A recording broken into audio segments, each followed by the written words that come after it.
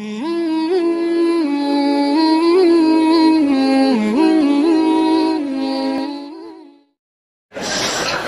saudara-saudara sekalian, mari kita cerita sedikit.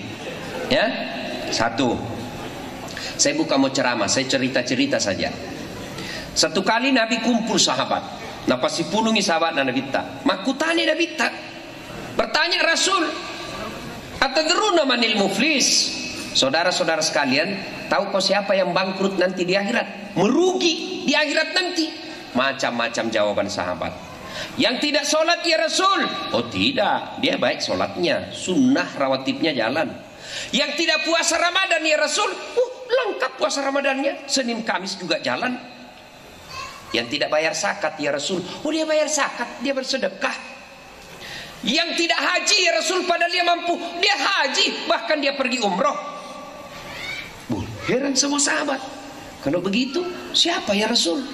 Nabi lalu menjelaskan, jarusu wa khati'ur rahim, tetangga yang jahat sama tetangganya dan yang memutuskan persaudaraan.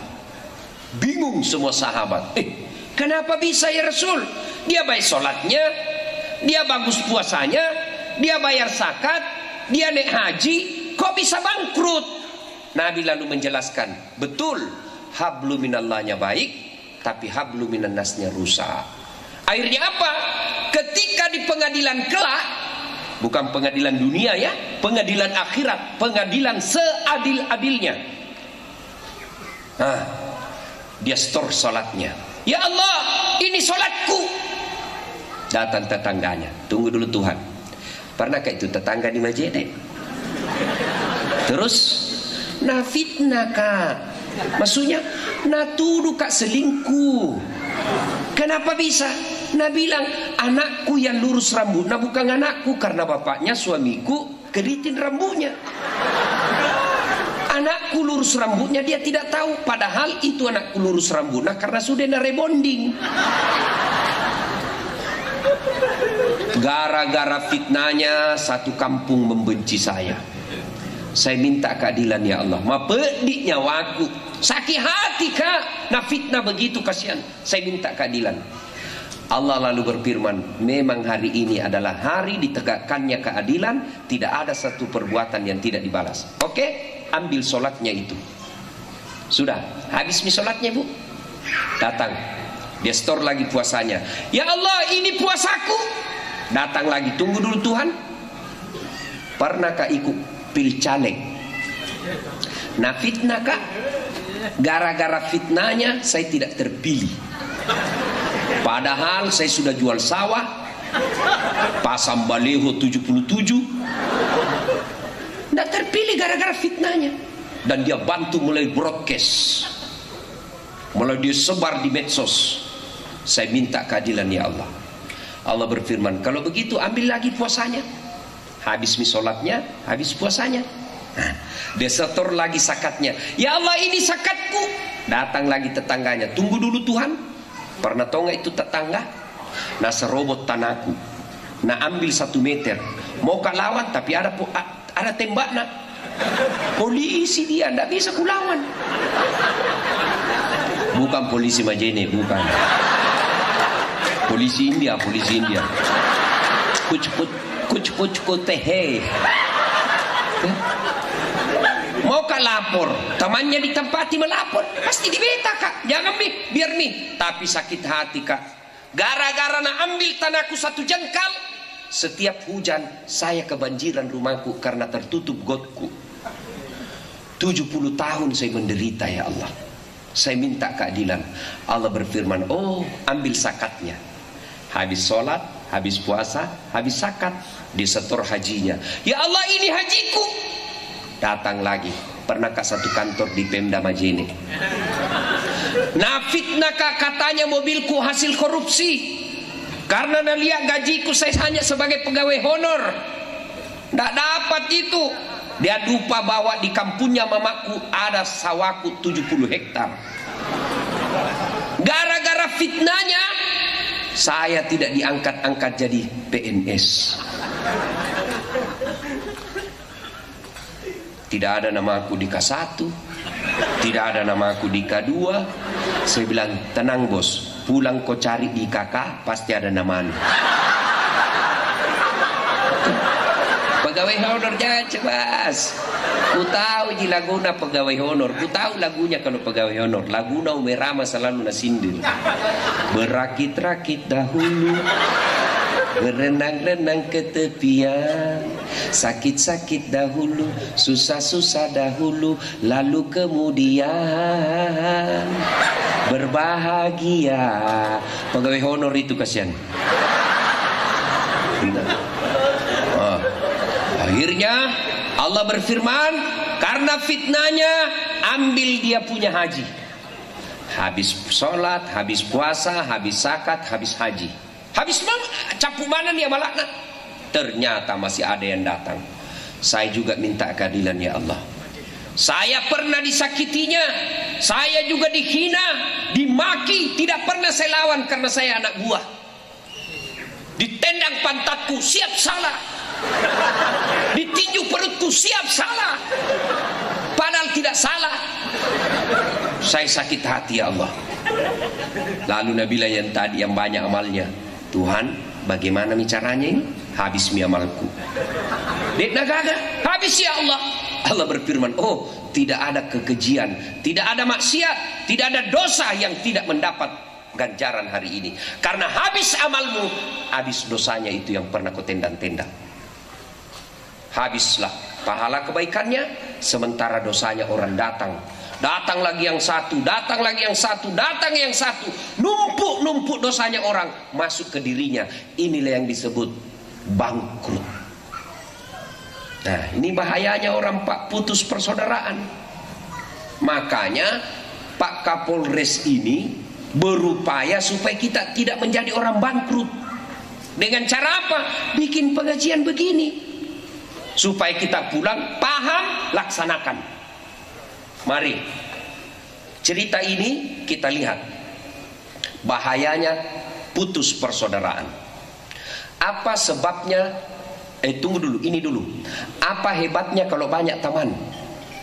Apa kemuliaan orang yang banyak temannya? Satu, orang yang banyak temannya insya Allah murah rezekinya. Saya contoh, saya ini selalu bilang saya ini tidak kaya, tapi temanku banyak, temanku yang banyak uangnya. Apa kok?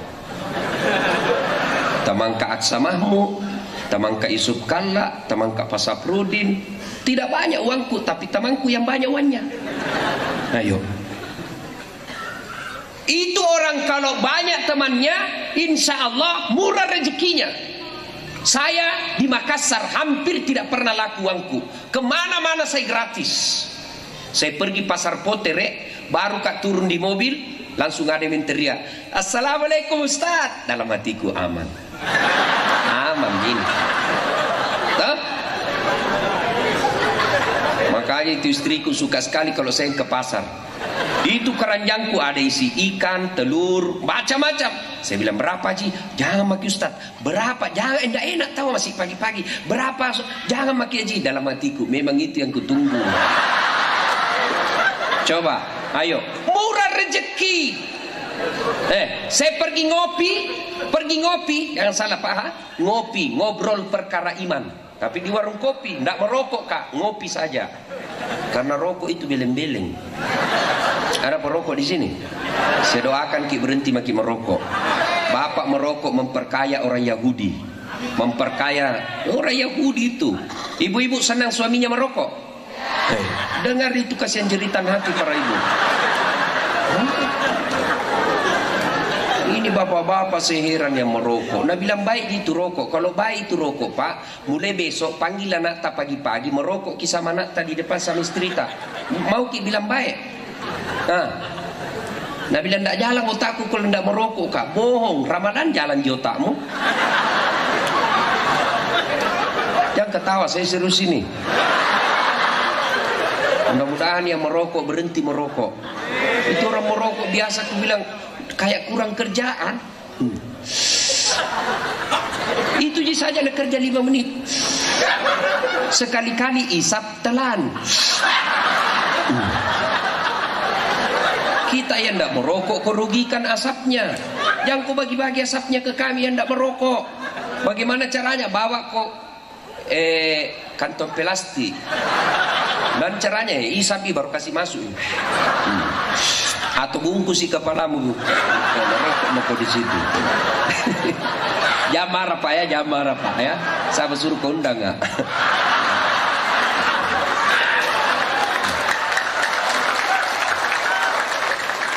Nah, pertama, orang yang banyak temannya murah rezekinya.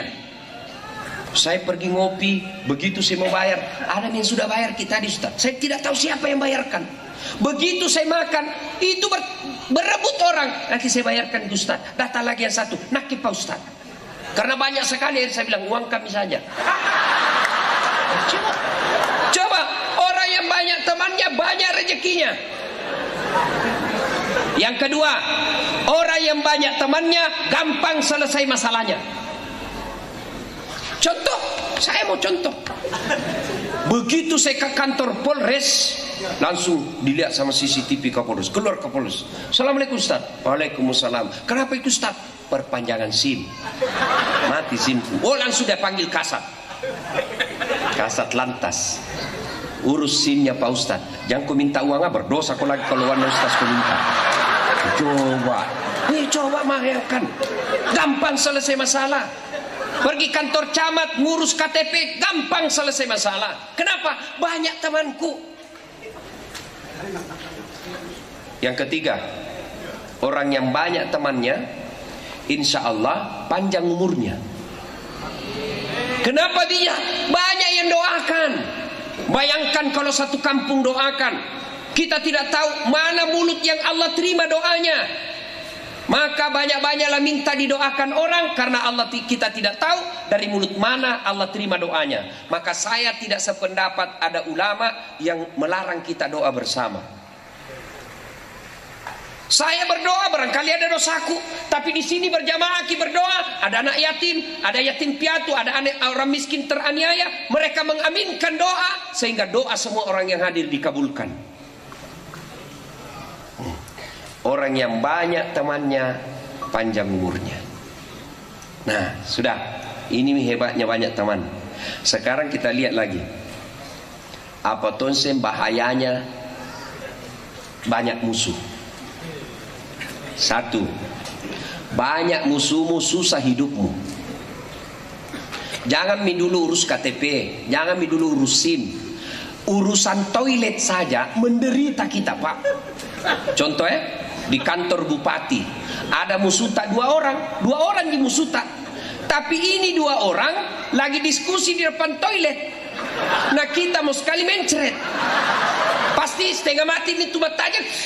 Karena tuh nokro melok kilo jamban na metau tuh syukur. Coba itu baru urusan mencret, bapak sudah tersiksa. Bapak mau pilih caleg banyak musuh. Nih siapa mau pilih kok silakan. Ayo, maka rugi mereka yang banyak musuhnya, untung mereka yang banyak temannya.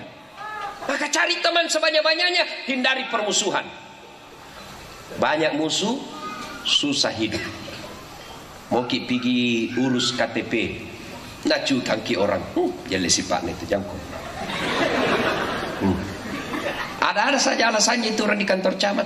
Oh, hilang stempel. Apa? Tidak bisa menjadi itu kalau hilang stempel. Apa? Nah, ada apa lagi stempel? Dia bilang, oh, habis tintanya Pak Camat. Ada saja. Kenapa? Karena kita juga jelek, makanya itu akibatnya. Berikutnya, orang yang banyak musuhnya, ya. Yang tadi sudah jelas, bangkrut di akhirat, habis amalnya. Yang berikutnya, orang yang banyak musuhnya sangat sulit sukses.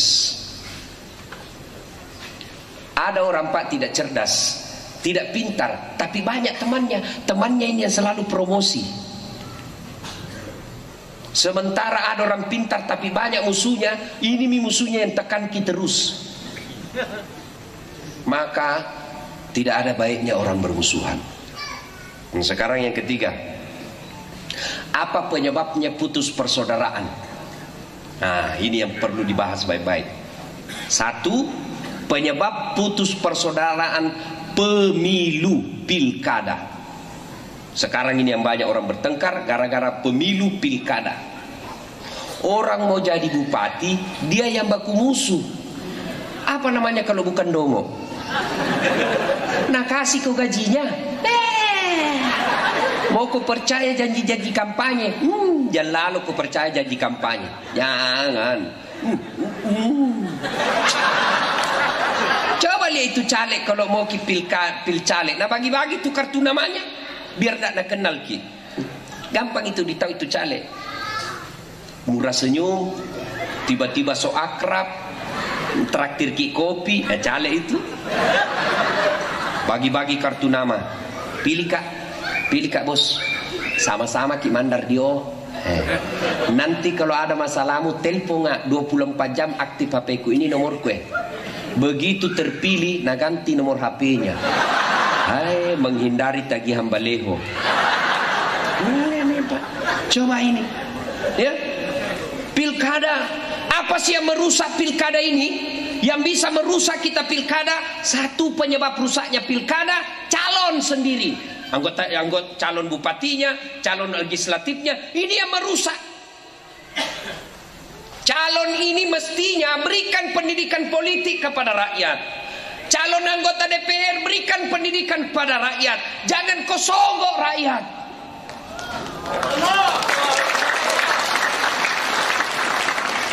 Ini tidak nyogok rakyat. Dia bilang apa? Jangan kopi sosialisasi, gampang kasih serangan fajar. Akhirnya apa? Masyarakat juga tulis siap menerima serangan fajar. Kenapa negara kita hancur ini, Pak? Karena kadangkala ada yang mau menyogok, ada yang mau disogok. Coba kalau ada orang mau menyogok, tapi tidak ada orang mau disogok, tidak jalan itu uang. Kalau Bapak ini rusak negara kita, para caleg yang perusak negara kita ini yang money politik, nyogok, maka tolong para caleg jangan biasakan nyogok rakyat. Bagaimana cara supaya terpilih, Ustadz? Sampaikan visi misi. Apa yang kalian mau lakukan? Saya punya pengalaman ikut pilkada, Pak, di Makassar. Apa yang saya lakukan? Saya door to door. Saya datang ke rumah. Saya tahu, meskipun saya tahu, oh ini sudah ada yang pilih, ini pemilihnya ini, saya tetap naik silaturahmi. Saya cerita kenapa saya masuk, saya cerita apa sebabnya, apa visi misi yang saya mau lakukan. Setelah itu dia paham, baru dia bilang, sebenarnya sudah aku janji ini Pak Ustaz, tapi tanam maki 5 aja di sini, insya Allah aku kasih ki 2. Itu Pak, jangan bayangkan fulus. Kita juga masyarakat, Pak, jangan mau disogok. Bapak dikasih ini juga kan kita kadangkala marah lihat orang korupsi, marah mau mengamuk, mau dilempar itu televisi lihat itu koruptor. Tapi kita juga yang mengajari mereka korupsi. Kenapa? Karena sebelum dipilih kita minta memang maki uang. Diajak ki sosialisasi, apa kita bilang? Ada lagi pembeli rokoknya. Kalau Bapak mau memperbaiki negara ini, mulai dari diri kita sendiri. Gimana caranya, Ustadz? Jangan kita mau disogok. Bapak tahu itu di akhirat nanti orang yang makan sogok. Dikisahkan ketika Nabi Isra Mi'raj, ada orang, Pak, ada orang disiksa dalam telaga api neraka. Ini air tapi api neraka. Dia menghindar dari api neraka ini, dia meminggir ke kiri, minggir ke kanan. Dia menepi, tapi begitu dia menepi, dilempar lagi sama malaikat penjaga neraka. Pergi kok, jangan menepi. Lari lagi ke sana, dilempar lagi, disambiti lagi, dilempar, direndam, dicelupkan, dibakar lagi. Nabi bertanya, Jibril, siapa itu Jibril? Itulah umatmu yang suka makan barang sogo. Coba. Jadi masa gara-gara 300.000 moski direndam di neraka? Kalau 300 miliar masuk akal ji. 300.000 leh. Tolo-tolo. Coba. Ayo Pak, sebentar lagi ini mau ki pilkada, pemilu. Ada orang sogok ki mau perbaiki negara. Bagaimana caranya? Ayo tolong videoi. Videoi. Bapak mau sogok saya, ikut video kia. Sudah itu bawa di polisi, bawa ke Panwas. Panwas tangani secepatnya, polisi tangani secepatnya.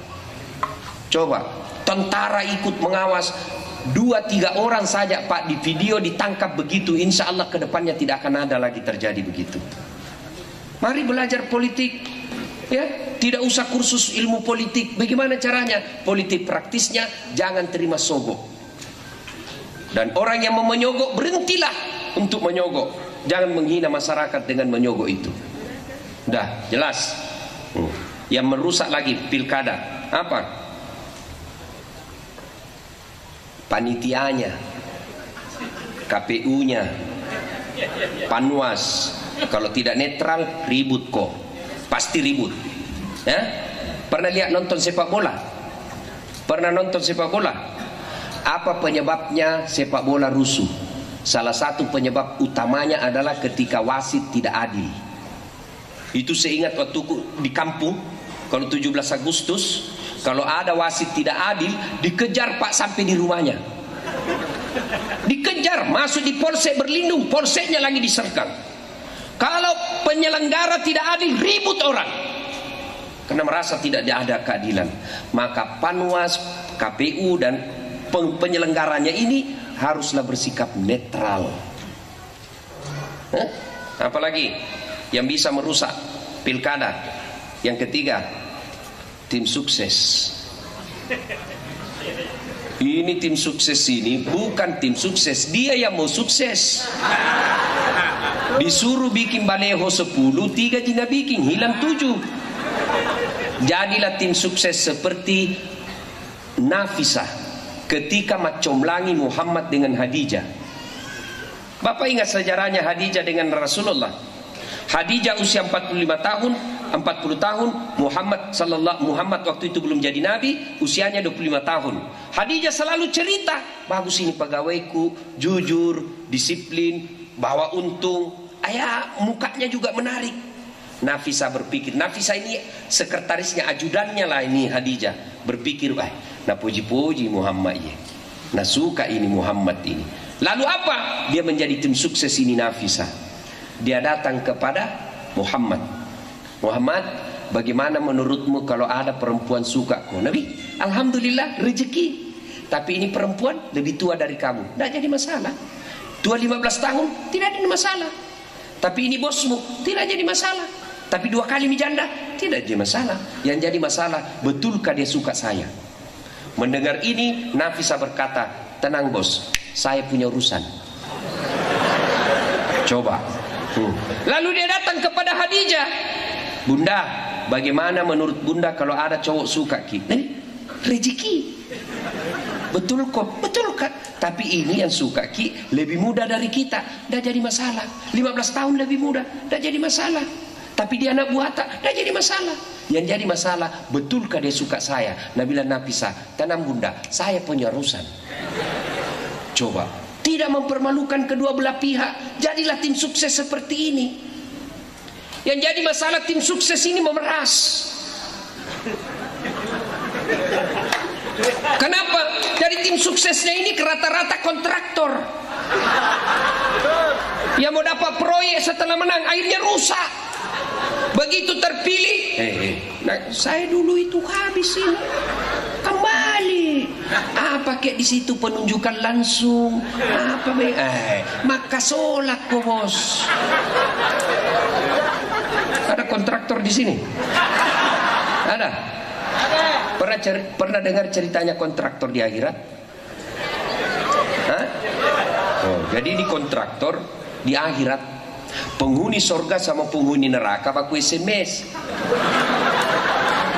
Tuh, Nah bilang bagaimana kabarmu di sorga? Nah belum, enak sekali di sini bos. 1 laki-laki, 7 bidadari. Baik, 7 pak, dan tidak pernah kentut. Nah bilang ini di sorga. Kau ya bagaimana kabarmu di neraka? Nah bilang nggak ada enaknya di sini. Itu artis yang masuk neraka hancur semua mukanya. Nggak ada mi cantik-cantiknya. Di blender jadi terus di sini. Nggak ada jam istirahat. Dia bilang ini penghuni neraka. Bolehkah kami jalan-jalan ke situ? Dia bilang boleh di sini mako. Bagaimana caranya? Dia bilang begini, kamu bikin jembatan dari situ, saya juga bikin jembatan dari sini. Kita ketemu di tengah, nah? Oke, lelang proyek. Keluar pemenang tender. Waktu pekerjaan 3 hari. Oke? Jembatan dari neraka dibangun. Hari pertama sudah selesai 50%. Hari kedua tuntas 75%. Hari ketiga selesai, efisien, tuntas.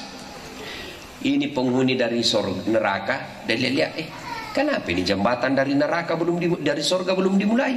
Teriaklah dia bilang, kenapa belum kau mulai itu proyekmu? Nggak goyang-goyang pisan itu proyekmu. Kami sudah sampai di tengah ini. Kenapa belum dimulai? Apa dia bilang dari surga? Bagaimana mau dimulai? Kontraktor, pengawas, pemborong, panitia ada semua di situ.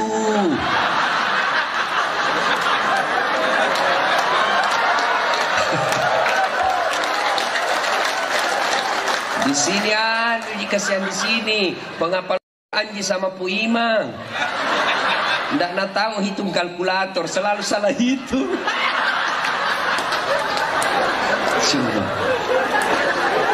Pak, kalau Bapak jadi tim sukses, luruskan niat. Tim sukses apa? Supaya terpilih calon kita yang kita yakini mampu memperbaiki Kabupaten Majene. Bukan kita jadi tim sukses supaya dapat proyek. Kalau ini niat kita, maka siap-siaplah Anda kecewa dunia sampai akhirat. Maka saudara-saudara sekalian, pemilu bisa hancur kalau tim suksesnya juga niatnya salah. Nah, ini yang pertama, menghancurkan persaudaraan. Pemilu atau pilcaleg. Bapak jangan bertengkar gara-gara pemilu. Ya? Siapa calonmu? 01. Kamu ya 02. Sama-sama orang Indonesia. Siapapun yang menang, kita tetap rakyat Indonesia. Mari kita kampanye kebaikan. Jangan ikut-ikut menyebarkan kejelekan. Nah, tuh pemilu. Yang kedua, yang merusak persaudaraan. Apalagi sombong. Kesombongan. Apa itu sombong, Ustaz? Apa sombong itu pakai barang mahal? Belum tentu. Apa sombong itu pamer-pamer kekayaan? Belum tentu. Lalu apa itu sombong? Kata Nabi, ada 2 kategori yang disebut sombong. 1, menolak kebenaran. 2, nganggap remeh orang lain. Bapak, ibu-ibu nih, pakai emasnya, berlian. Apa sombong? Tidak. Kapan dia sombong? Ketika bapak, ibu meremehkan orang miskin. Misal ibu pakai emas seperti pelek sepeda. Selalu dia kasih begini.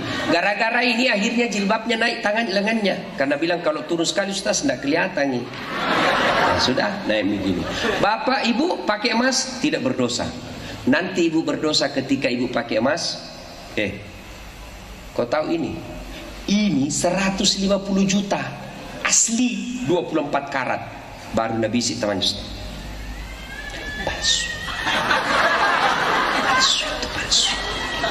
Tongi pakai emas, tidak ada emasnya. Nah, berarti ibu meremehkan orang lain, baru ibu berdosa. Bapak pakai baju mahal, krokodil. Tahu krokodil? Yang cap buaya. Itu kalau aslinya kepalanya menghadap ke dalam, yang palsu kepalanya menghadap keluar. Nah. Apa dosa? Tidak. Kapan berdosa? Krokodil. Kau tahu ini harganya? Ini 1,5 juta. Kamu tidak bisa kau beli begini. Jangan kau pikir-pikir. Sudah. Bapak berdosa melecehkan orang miskin. Apa penyebab datangnya sombong? Penyebabnya orang sombong. 1, bertambahnya ilmu. Siapa yang paling rawan kena sombong di sini? Guru termasuk ustaz. Adakah ustaz sombong? Banyak. Mana ciri-cirinya? Contoh, dulu ada temanku, biar ku miss call, langsung minta telepon. Sebelum dia terkenal. Sekali dia terkenal, ku telepon dari pagi sampai malam dan angkat-angkat. Pas angkat lalu dia bilang, siapa ya? Sokta. Ada nama aku di situ, cilaka. Sombong itu yang begitu. Apa susahnya kau jawab WhatsApp-nya orang, kau jawab SMS-nya orang, meskipun besok tetap jawab. Kalau kau merasa sibuk, jawab. Apalagi kalau umat bertanya, maka saya Pak, biar anak-anak SD kalau dia bertanya di medsos saya, pasti saya jawab, meskipun kadang-kala terlambat. Iya, mereka perlu ada yang ayomi, mereka perlu ada yang kasih informasi agama. Lalu dia kalau bertanya sama Ustadz tidak dijawab, kemana lagi mereka bertanya? Sombong gara-gara ilmu. Termasuk Ustadz yang sombong, tidak mau menerima perbedaan pendapat. Ini banyak ustadz sekarang, bukan ustadz sebenarnya, mengaku ustadz. Hanya belajar agama melalui YouTube. Itu pun baru 2 bulan. Nah, kasih salah semua orang. Dia bikin kelompok namanya kelompok hijrah. Bicaranya afwan, akhi. Bicaranya begitu, tapi meremehkan sesama muslim. Itu bukan hijrah namanya itu. Afwan, akhi, jazakallah. Tapi meremehkan orang, bukan itu yang Allah cinta. Tetap tidak apa-apa kau pakai, tetap terima kasih saudaraku, karena kita orang Indonesia bukan orang Arab. Oke lah, tetap kau pakai terima kasih, mohon maaf saudaraku. Tapi akhlakmu baik, itu yang disebut hijrah. Tapi kalau pakai kata-kata Arab, melecehkan orang, merusak, tidak mau menerima perbedaan pendapat. Ini ada juga ustadz dakwanya neraka saja terusnya cerita. Pulang orang dengar ceramah, dia bilang, susah orang dengar agama deh, mau ki lurus angin neraka nancangan ki. Dia bilang anak muda, enak jadi masjid. Dia bilang apa enak? Neraka terus, ampun mak. Dah enak, bikin takut-takut ceramahnya. Coba. Kalau orang tua cocok menceritakan di surga supaya cepat mau mati.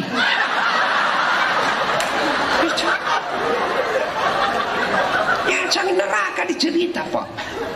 Ada memang itu Pak. Diajak belajar melalui YouTube. Beda itu orang belajar YouTube dengan kelas. Kalau di YouTube Bapak tidak detail penjelasannya 1 menit. Apa mau dijelaskan dalam 1 menit? Betul ada di sini nih, betul ada hadis dia kemukakan, tapi tidak lengkap. Ada hadis lain yang mengemukakan pendapat yang berbeda. Maulid bid'ah, Isra Mi'raj bid'ah, taksiyah bid'ah, tidak ada pada zaman Nabi.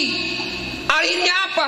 Dia sesatkan orang yang maulid, orang Isra Mi'raj, taksiyah, sesat. Masa bos gara-gara dengar ki ceramah ku bilang ki sesat? Lebih sesat itu pergi joget-joget. Ini orang dengar ceramah aku bilang bid'ah, tidak ada pada zaman Nabi. Bid'ah masuk neraka. Masa gara-gara dengar ceramah masuk ke neraka bos? Neraka nenekmu punya neraka. Kasih masuki juga surga, kan luas gitu surga. Kalau kau tidak mau kami di tengah, biar nih kami di pinggir. Kau tomo di tengah. Yang penting jangan kau kasih masuki neraka bos. Alangkah lebih bagusnya kalau kita janji orang surga. Kalau kau tidak mau maulid, oke lah, tidak usah kau maulid. Tapi jangan bilangi kami sesat yang maulid. Sakitnya tuh di sini. Alasannya apa? Tidak ada pada zaman Nabi. Kalau alasanmu tidak ada pada zaman Nabi, maka tolong mulai sekarang kau ceramah jangan pakai mic. Kenapa? Pada zaman Nabi tidak ada mic. Maka saudara.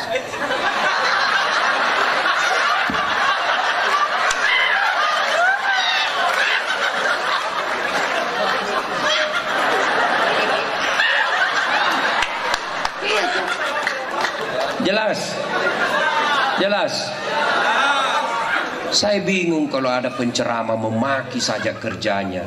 Rasa-rasanya saya pelajari dari kecil sejarah hidup Rasulullah. Tidak pernah kita dengar Rasulullah berdakwah dengan memaki. Ya? Jadi kalau berbeda pendapat boleh, tapi jangan memaki. Berbeda pendapat itu halal. Yang tidak halal tidak boleh adalah menyalahkan pendapatnya orang. Itu kan enak. Jadi pendakwah itu bisa jadi temannya setan ketika dia punya rasa sombong. Jangan sombong gara-gara ilmu. Kenapa? Kalau Allah marah nak kasih pikun kok. Ada obatnya pikun. Sampai detik ini tidak ada obatnya pikun, Pak. Masya Allah, sudah jam 10 rupanya. Sampai jam berapa orang ceramah ini? Hah?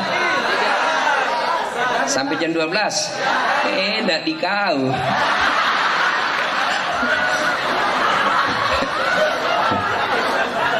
Alhamdulillah Pak, saya dengan ceramah ini sehat kembali saya rasa. Saya tadi sakit Pak, wallahi demi Allah, saya singgah di rumah sakit Polman karena sudah panik, saya rasa sakit sekali. Saya singgah, alhamdulillah kasih obat, alhamdulillah mulai baik sekarang.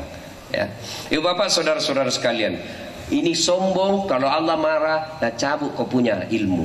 Sehingga ada orang Pak, banyak sekali gelarnya, banyak sekali gelarnya, profesor, doktor. Akhirnya dia mulai pensiun. Begitu pensiun, diprotes sama istrinya. Pak, biasanya kalau kau mau pergi mengajar, kau cium-cium jidatku. Ini mau 2 minggu kau keluar, tidak pernah tahu kau cium-cium saya. Langsung dia bilang suaminya, astagfirullah, berarti siapa ku cium selama ini? Ternyata pembantunya dia cium. Coba, kau sombong nak kasih pikun kau Tuhan. Tidak bisa kau bedakan mana istri mana pembantu. Jangan juga modus. Pernah sudah dengar ceramah ini pura-pura pikun. Didapat sama anaknya sama pembantu. Dulu kukira mamamu nak. Modus itu Pak. Ya? Yang kedua, penyebab sombong.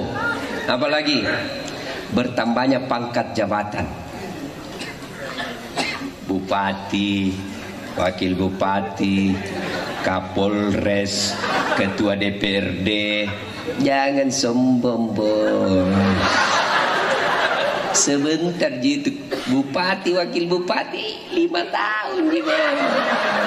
5 tahun Pak Wakil, 5 tahun. 5 tahun. Kalau terpilih lagi 10 tahun. Tidak terpilih, wabillahi taufiq wal hidayah. Cindak kowe. Sombong. Anggota DPR mau kau sombong. Jangan kau sombong. Kau jadi anggota DPR karena kami rakyat pilih kamu. Ini kalau dekat-dekat caleg begini Pak, itu caleg mengemis-ngemis suara. Tolong dek, tolong bantu saya om, bantu saya. Itu sebelum dipilih, sekalinya sudah dipilih, mengaku sebagai raja, susah ditemui. Ini, waktunya mau dipilih jadi budak.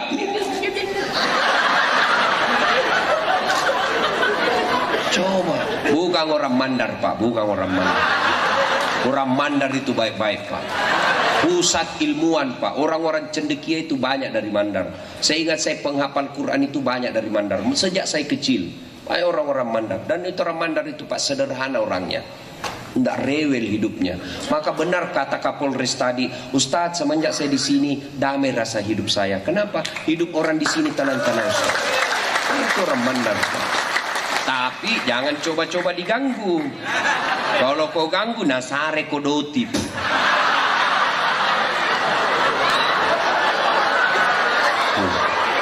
Nah kasih lembek kepalamu, nah kasih terbang gitu. Itu kan coba-coba ya. Istilah mereka, gaya hidup mereka adalah tidak mencari musuh, tapi jangan kau coba ganggu. Kalau kau ganggu, nah kejar kau terus. Nah, itu yang filosofi apa hidup baik. Bapak saudara-saudara sekalian, jadi pejabat jangan sombong. Kalau Allah marah, dia cabut kita punya jabatan sekejap saja. Apalagi yang membuat kita sombong Pak? Setelah ilmu, pangkat jabatan, kekayaan, bertambahnya harta. Jangan sombong karena harta. Kalau Allah mau ambil, sekejap saja. Tuh palu, lihat palu, sekejap saja Allah, tidak sampai 7 menit hilang. Ada dulu sebelum kira-kira 2 minggu sebelum bencana, saya diundang ke sana orang kaya, pergi ceramah. Setelah tsunami dan gempa, saya pergi ke sana lagi, habis Pak, hidup di bawah tenda. Coba. Kalau Allah mau, sekejap saja. Okelah, anggap tetap punya rumah, tetap punya mobil, tetap banyak hartanya. Tapi kalau Allah marah dengan kekayaan sombongnya kita, maka Allah kasih kita penyakit. Penyakit apa? Dititip penyakit sedikit saja dalam dirinya. Akhirnya apa? Dilarang makan daging. Tuh, banyak itu orang kaya saya lihat begitu. Dilarang makan nasi. Apa enaknya kalau dilarang makan nasi? Dilarang makan berlemak, dilarang makan garam, dilarang makan gula, dilarang makan pising, dilarang makan lombok. Apa aja bisa namakan? Ubi rebus. La haula wala quwwata illa billah. Padahal uangnya 7 miliar itu di tabungan, 7 miliar uangnya, tapi ubi bisa namakan. Lah cilaka. Apa nih? Mobilnya memang mewah, mobilnya 1 miliar lebih, tapi di atas mobilnya dia tidak bisa nikmati itu mobilnya. Baru 5 menit di atas mobil stres nih. Ring. Coba Pak, icalan tuh. Maka jangan sombong Pak. Jangan. Kenapa? Sombong bisa membuat putus persaudaraan. Tuh, yang ketiga, tadi pemilu, sombong. Yang ketiga, yang memutus persaudaraan apa? Serakah.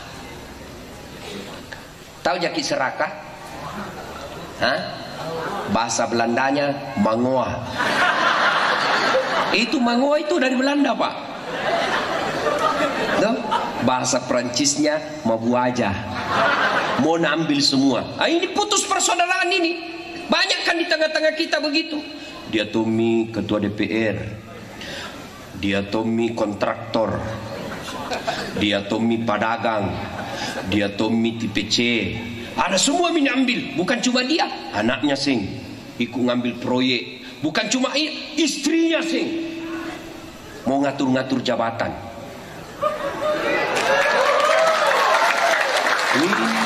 Bikin bingung ASN kadang-kala, kasihan. Dia suka ki Pak Bupati, tapi kalau istrinya Pak Bupati tidak suka ki Ustaz, susah juga. Kalau gitu. Kenapa banyak tepuk tangan? Bukan di Majene.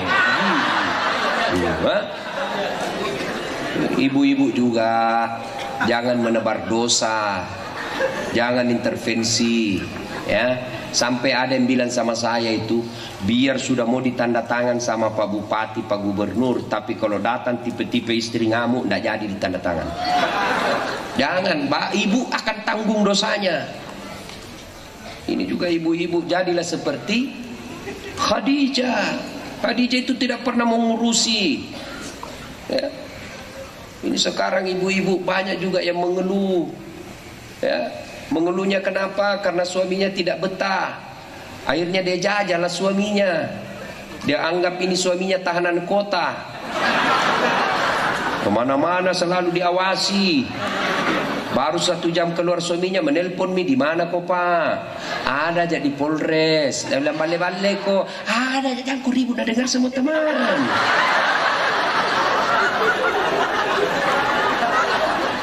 Ada aja kasihan di kantor ini, dia bilang foto bedek baru kirim.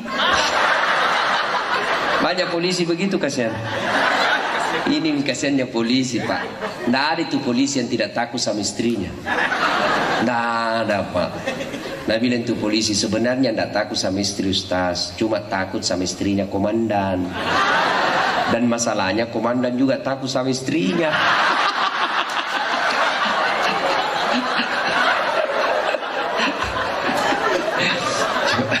Bapak saudara-saudara sekalian, ya. Nah, yang membuat putus persaudaraan itu adalah keserakahan. Kenapa umumnya orang serakah?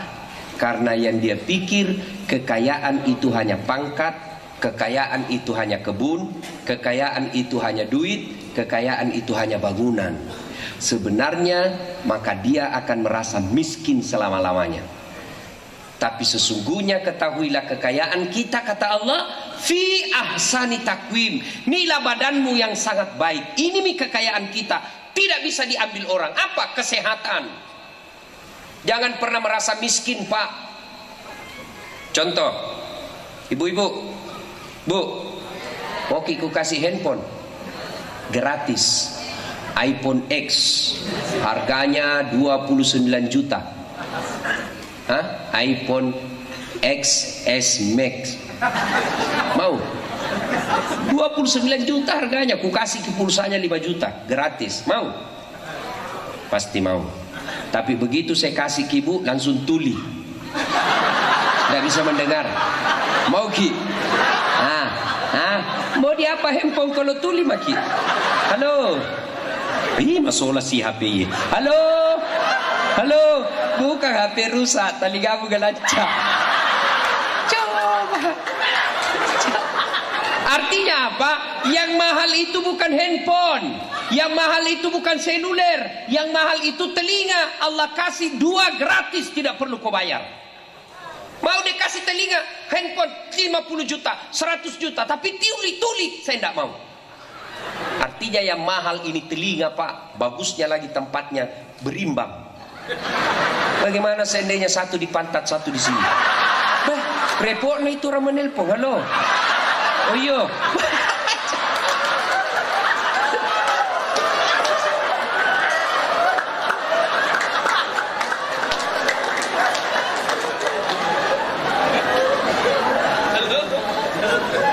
Kaya kita, coba telinga. Baru telinga itu.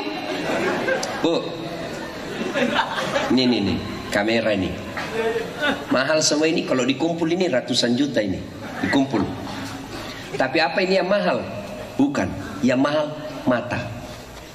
Saya mengajar di Unhas mata kuliah fotografi dan sinematografi, cara memotret dan cara bikin film. Itu saya ajar di kampus. Ibu harus tahu ini jenis kameranya, berapa megapiksel kekuatannya, harus ditahu berapa kekuatan cahaya ketika kita moto. Beda itu ketika ada cahaya begini dan ketika kita di dalam. Beda outdoor, dalam ruangan, dan di luar ruangan, itu beda. Harus ditahu berapa kecepatan angin ketika kita ngambil gambar. Harus ditahu berapa jaraknya antara kamera dengan yang kita mau foto objek. Itu harus diukur semua, baru bisa ngambil gambar dengan baik. Zoom out, zoom in, diputar. Fokus, kalau mau pakai yang gampang autofocus, itu harus ditahu semua. Tapi kamera profesional dia tidak pakai autofocus, dia lebih pakai yang manual. Nah, apa itu yang mahal? Bukan. Tapi apa yang mahal? Mata. Biar ada ini, kalau tidak ada mata tak mau dipakai. Ayo, Allah kasih kita ini mata gratis, lengkap lensanya, zoom out, zoom innya, dia bisa lihat yang jauh, yang dekat. Melalui apa? Retina. Pupilnya itu pupil Pak, yang membesar, karena membesar mengecil. Kalau Bapak lihat mata kucing, kalau malam dia buka besar, kalau siang dia tutup, itu pupil namanya. Ya, ini kita punya ada zoom outnya, zoom innya, itu pupil namanya. Coba Allah kasih gratis, begitu buka langsung fokus, tidak perlu diputar. Coba bayangkan susahnya itu polisi kalau dia pergi kejar penjahat, tunggu dulu. Udah tembak, dah kasih fokus dulu. Coba susahnya Pak.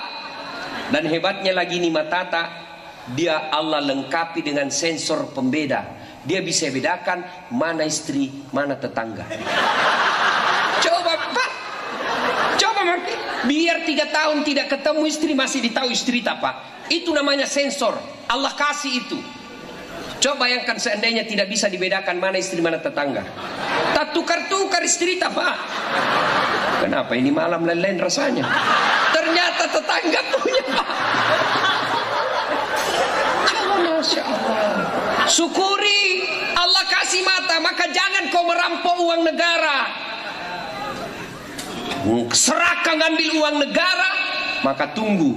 Begitu kau pensiun, uangmu yang puluhan tahun kau kumpul, maka akan hilang dengan cara apa? Keluar masuk rumah sakit. Tabungan-tabungan yang kita kumpul puluhan tahun habis untuk cuci darah, habis untuk masuk rumah sakit, Tidak cukup yang kita tabung, harta mertua pun kita tarik. Gara-gara apa? Kita terlalu serahkan ngambil barang-barang uang negara.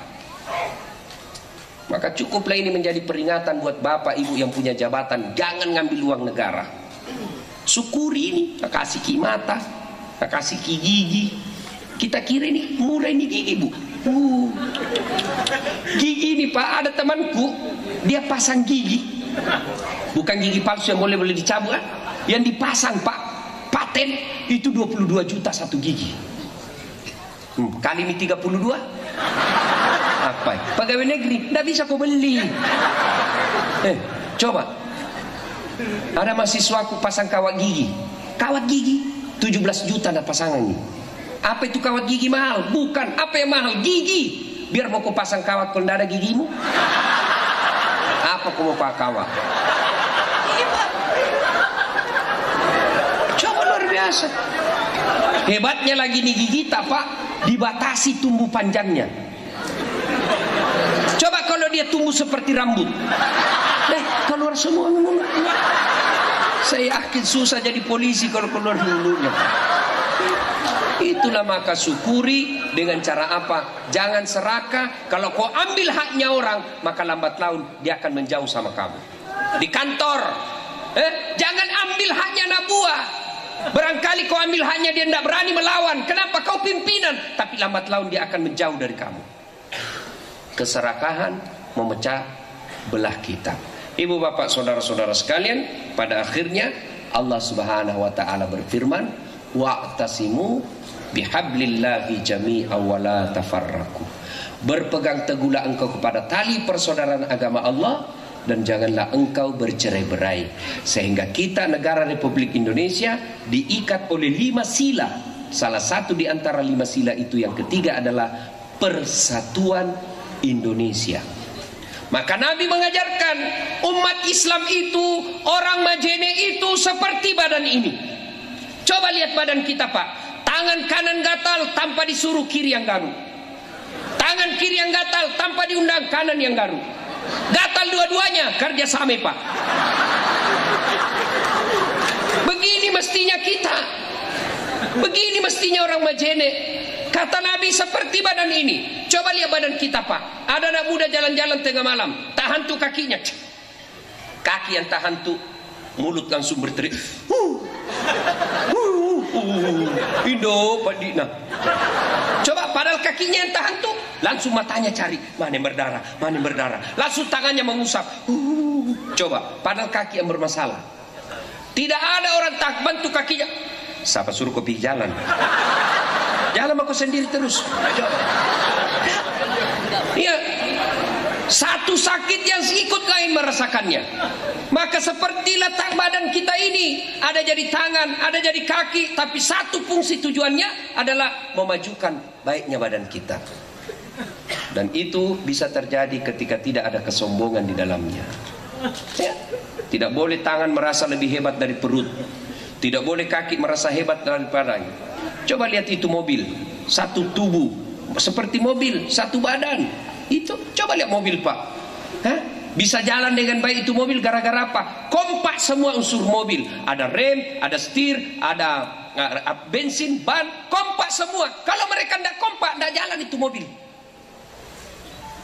Tidak boleh bensin bilang saya paling hebat di mobil ini. Kalau tidak ada bensin tidak jalan mobil. Langsung dia bilang rem, baiki mulutmu. Kau kira bisa kau bensin jalan kalau tidak ada rem? Naik mau pandai di mobil tidak ada rem. Mau papa gratis dari Majene ke Makassar tidak pakai rem gratis. Mau? Tidak mau pak. Coba. Nah tersinggung juga ban. Nah bilang kau kira kau saja jago kempes ban. Bapak bisa jalan mobil kalau kempes.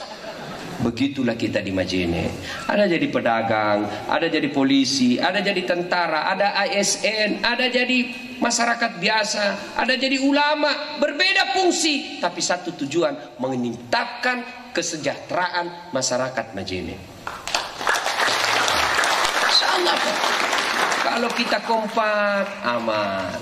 Ya, kalau kita bersatu, indah. Musuh kita bukan polisi. Bayangkan kalau tidak ada polisi di negara kita pak. Mau kita melapor, tiba-tiba ada dirampok. Tengah malam kita dirampok, pergi melapor, "Pak polisi, saya dirampok." Mohon maaf, polisi sudah dibubarkan.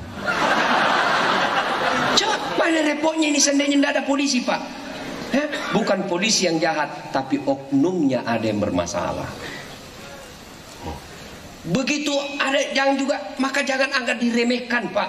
Tidak boleh polisi meremehkan orang masyarakat. Anggota DPR tidak boleh meremehkan masyarakat. Masyarakat tidak boleh menghina pejabat. Karena kita ini satu kesatuan. Kalau satu-satunya ini kompak semuanya, maka insya Allah kita damai. Tapi kalau kita berpecah belah, contohlah Syria, negara Islam, tapi ribut. Contoh Irak sekarang. Tidak bisa nih, Pak. Kenapa ini kita enak dakwah di sini? Karena ada persatuan. Coba ini, kenapa Bapak betah duduk di sini dengar ceramah berdiri sudah lebih sejam? Kenapa Bapak betah? Karena kita bersatu kompak. Kenapa? Karena udah ceramah di sini. Coba kalau Bapak duduk saja tidak ada penceramah, mana bisa, Pak? Pulang Ki. Begitu juga saya tidak boleh merasa sombong, tidak boleh merasa saya hebat. Ini bisa begini karena ada pendengar. Coba kalau tidak ada pendengar, Pak, saya cerita sendiri di sini. Orang lewat dan bilang, "Lama itu sakit Pak Ustaz." Coba. Maka Bapak Ibu saudara-saudara sekalian, ayo kompaki. Ya. Kita penceramah, enak ceramah begini karena ini Majene damai. Kalau Majene ribut, tidak bisa orang dagang. Kalau Majene ribut, tidak bisa orang cari nafkah. Tidak bisa orang dakwah. Masa saya dakwah?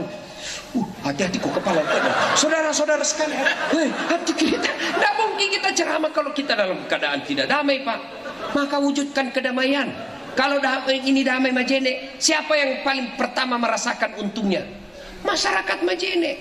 Kalau Majene ini rusuh gara-gara pemilu, tetap jalan dilantik presiden, kita sudah rusuh. Maka demi Allah yang pertama merasakan ruginya kita orang-orang Majene. Maka kita semua punya kewajiban untuk menciptakan kedamaian. Wa'tasimu bihablillahi jami'an wa la tafarruqu. Integrity is very important thing in development process. Persatuan dan kesatuan bangsa adalah proses paling berharga dalam sebuah pembangunan. Tidak mungkin kita bisa membangun tanpa kedamaian. Itulah sebabnya dulu Pak Harto punya asas pembangunan disebut adalah perdamaian, kerukunan, kedamaian. Tidak mungkin bisa membangun kalau kita rusuh. Ibu bapak saudara-saudara sekalian, banyak hal yang ingin kita sampaikan, tapi waktu jualah yang membatasi kita. Insya Allah lain waktu dan kesempatan kita akan lanjutkan. Terima kasih Bapak Ibu yang telah hadir di tempat ini. Terima kasih Pak Kapolres dan seluruh aparat kepolisian yang telah bekerja keras menciptakan melaksanakan acara ini sehingga kita bisa dakwah dan mendengarkan ceramah dengan sebaik-baiknya. Belum pulang Pak, yang pulang tidak dapat doa. Mari kita berdoa. Kita awali dengan mengirimkan suratul Fatihah kepada Rasulullah Muhammad SAW. Kita ikhlaskan untuk orang tua kita masing-masing. Al-Fatihah. Bismillahirrahmanirrahim. Alhamdulillah. Iyyaka na'budu wa iyyaka nasta'in.